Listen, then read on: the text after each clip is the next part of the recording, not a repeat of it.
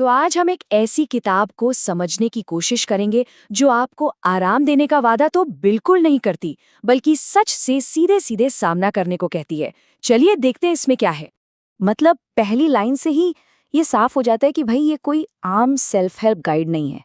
ये उन लोगों के लिए है जो अब ये देखने लगे हैं, ये महसूस करने लगे हैं कि खुद से झूठ बोलने की कीमत क्या होती है, और अब वो उस झूठ से थक चुके हैं। और ये एहसास अक्सर आता है ना, किसी रिश्ते के टूटने पर या अपने करियर में खालीपन महसूस होने पर। और यही यही इस किताब का आप कह सकते हैं मूल आधार है। एक ऐसा सवाल जो हमें सोचने पर मजबूर करता है कि हमारी तकलीफों की असली जड़ क्या है।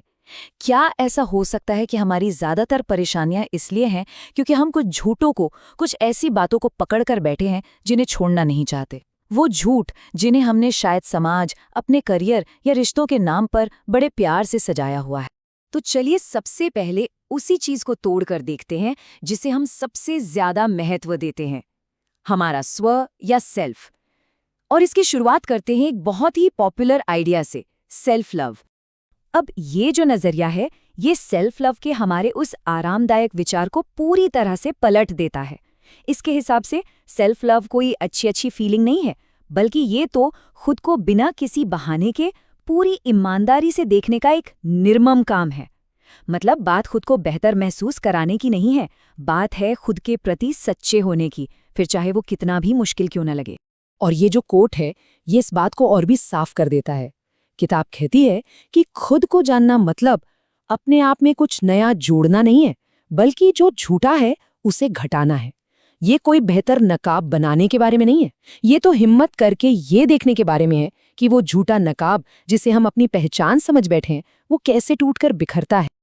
अच्छा, अब आते हैं एक और बहुत ही आम इमोशन पर, जिसे ये किताब परत दर परत खोलती है, और वो है डर, यानी फियर। हम सब इसे महसूस तो करते हैं, पर क्या हम सच में इसे समझते हैं कि ये है क्या? और यहाँ एक और हैरान करने वाली बात सामने आती है। देखिए, हमें तो हमेशा यही सिखाया गया है कि डर का इलाज है कॉन्फिडेंस, पर यह किताब कहती है कि कॉन्फिडेंस तो अक्सर डर का ही एक मुखौटा होता है, एक लक्षण होता है। मतलब जितना ज्यादा डर, उतनी ही ज्यादा कॉन्फिडेंस दिखाने की कोशिश। असली निडरता तो कहीं और से आती। तो इसका मतलब क्या हुआ? इसका मतलब ये है कि डर कोई दुश्मन नहीं है जिसे हमें हराना है। ये तो एक मैसेंजर है, एक संदेशवाहक। ये हमें ठीक उसी जगह की तरफ इशारा कर रहा है जहां हमें अपने अंदर झांकने की जरूरत है। ये उन कमजोरियों को, उन दरारों को सामने लाता है जिन्हें हम अब तक अनदेखा करते आए हैं।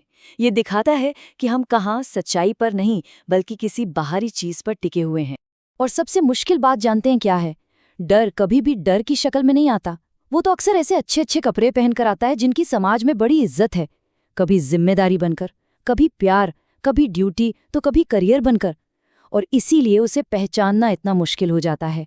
हम काम डर की वजह से कर रहे होते हैं, पर उसे नाम दे देते हैं कर्तव्य। तो आखिर में सारी बात आकर एक ही चीज पर टिक जाती है, और वो है निर्भरता, यानी डिपेंडेंसी। चाहे वो दूसरों की राय पर निर्भरता हो, समाज में अपनी इज्जत पर हो, नौकरी पर हो, या फिर किसी रिश्ते पर। किताब का तर्क बहुत साफ है। डर का असली इलाज कॉन्फिडेंस नहीं, बल्कि आजादी है, वो भी अंदरूनी आजादी। तो चलिए अब आते हैं आखिरी हिस्से पर, और ये शायद उस कॉन्सेप्ट पर चोट करता है जिसे हम सबसे ज्यादा ऊंचा दर्जा देते हैं, और वो है प्रेम। ये तो सोलमेट वाली कहानी पर सीधा सीधा हमला है। वो जो आइडिया है ना कि कोई आएगा और हमें पूरा कर देगा, उसे यहाँ एक वहम बताया गया है। किताब का तर्क ये है कि ज्यादातर रिश्ते असल में लेन देन होते हैं, एक तरह की डील जो दो लोगों के आपसी खालीपन और ज़रूरतों से पैदा होती हैं, न कि अपने आप में पूरे होने के एहसास से। और ये छोटा सा कोट, आधा और आधा एक चौथाई होता है, ये इस पूरी बात को बड़े कमाल के तरीके से सामने रखता है। मतलब जब दो अधूरे लोग साथ आते हैं तो वो मिलकर एक पूरा नहीं बनाते, बल्कि उनका अधूरापन मिलकर एक और भी बड़ी कमी पैदा कर देता है। ये गणित नहीं, ये मनोविज्ञान है। तो ठीक है, सेल्फ को तोड़ दिया, डर को समझ लिया, प्यार के भ्रम को भी देख लिया, तो अब सवाल उठता है कि आगे का रास्ता क्या है? किताब क्या समाधान देती है? लेकिन रुकिए, यहाँ जवाब उतना सीधा नहीं है। सबसे पहली बात, ये किताब कोई तरीका नहीं बताती। यहाँ कोई 5 स्टेप प्लान या कोई टेक्निक नहीं है जिसे बस फॉलो कर लिया जाए, क्योंकि सच कोई रेसिपी नहीं है। ना ही ये कोई नया विश्वास थमा देती है कि बस इस पर यकीन कर लो और सब ठीक हो जाएगा, बल्कि ये तो सारे के सारे विश्वासों पर ही सवाल उठाने को कहती है, क्योंकि हो सकता है कि विश्वास सिर्फ हमारे मन की दरारों को ढकने वाला एक वॉलपेपर हो।